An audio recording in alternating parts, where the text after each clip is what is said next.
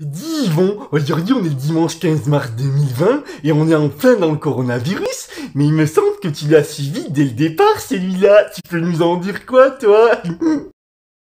Ouais Antoine, alors tu sais le coronavirus on a commencé à en parler en fin novembre, début décembre 2019 en Chine, dans la région de Wuhan, parce qu'il commençait à y avoir beaucoup de morts. Et quelques années avant, il faut se rappeler qu'ils avaient une épidémie qu'on appelait l'épidémie du SRAS. Mais chut, il faut pas trop en parler. Donc nous, en France, en février 2020, Bubu, ministre de la Santé, prend la parole et elle dit « Ne vous inquiétez pas, le virus n'arrivera pas chez nous. » Un peu comme le nuage de Tchernobyl. Mais quelques jours après, on a eu des cas. Ah bon? Mais qu'est-ce qui s'est passé après? Ouais, je sais pas si je peux tout dire Antoine, parce qu'après les gens ils vont dire... ils vont, c'est toujours moi, que je suis méchant. Oh là là, ils vont... Vas-y raconte, je vais savoir moi. Alors déjà, il y avait de plus en plus de cas atteints du coronavirus qui arrivaient sur le territoire français. Et à ce moment-là, Monsieur Griveaux est arrivé. Mais je pense qu'on s'en branle. Oh là là, Yvon, qu'est-ce que t'es drôle, je viens de comprendre ta blague. Mais qu'est-ce qui s'est passé ensuite? Mais c'est à partir de là que ça devient de plus en plus intéressant, Antoine. Au début, elle s'est dit, et si je me présentais aux élections pour la mairie de Paris? Elle a pas su gérer un truc à des milliers de kilomètres. Elle veut gérer la ville de Paris. C'est un peu comme si on disait à Monsieur Montagnier-Gilbert, allez-y, Monsieur Montagnier, présentez-vous au permis.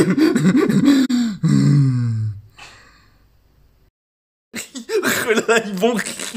J'avais pas pensé à ça. Je vais m'arrêter là, Antoine, parce que sinon je pourrais en parler pendant des heures.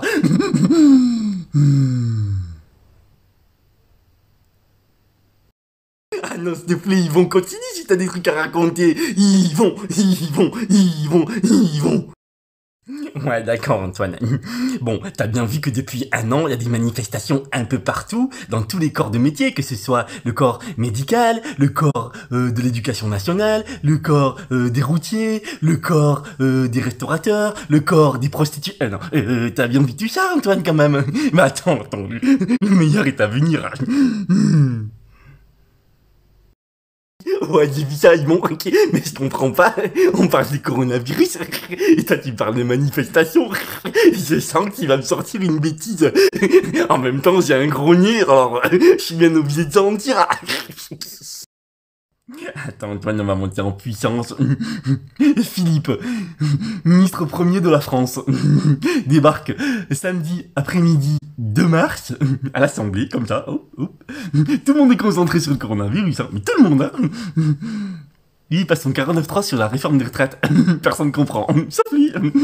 Il est invité sur le plateau de TF1 2 heures après, à 19h, 19h30. Et droit dans les yeux, il dit « Il n'y a pas eu de débat. » Mais on fait le 49.3. Lui-même qui 4 ans avant était contre Manuel Valls quand il a sorti son 49.3.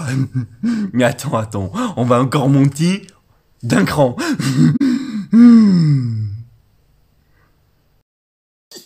Oh là là, Yvon, tu vois, avec cette histoire du coronavirus, j'avais complètement oublié. Mais il y a encore des trucs qui se sont passés.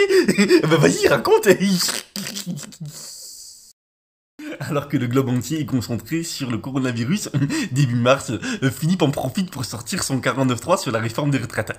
Pendant ce temps, la Russie, elle ferme ses frontières et tout ce qui ressemble à un Chinois ou qui n'est pas d'ici, hop, merci d'être passé, bonne année.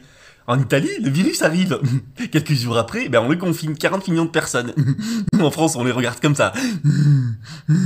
Manu, le jeudi 12 mars 2020, donc il prend la parole et dit les gars, j'ai la solution. Dès lundi, je ferme les crèches, les écoles, les collèges, les lycées, les facultés. Mais je laisse toujours en libre service les transports en commun et les aéroports. Et vous inquiétez pas, pour vendredi, samedi, dimanche, j'ai eu le corona au téléphone. Il va prendre le soleil, il va vous laisser tranquille. Et pendant ce temps, l'Espagne confine également tout le pays et l'Allemagne ferme les frontières. Mais attends, le meilleur est à venir. Comment ça, c'est pas fini, Yvon? J'ai encore des trucs. Mais qu'est-ce qui se passe?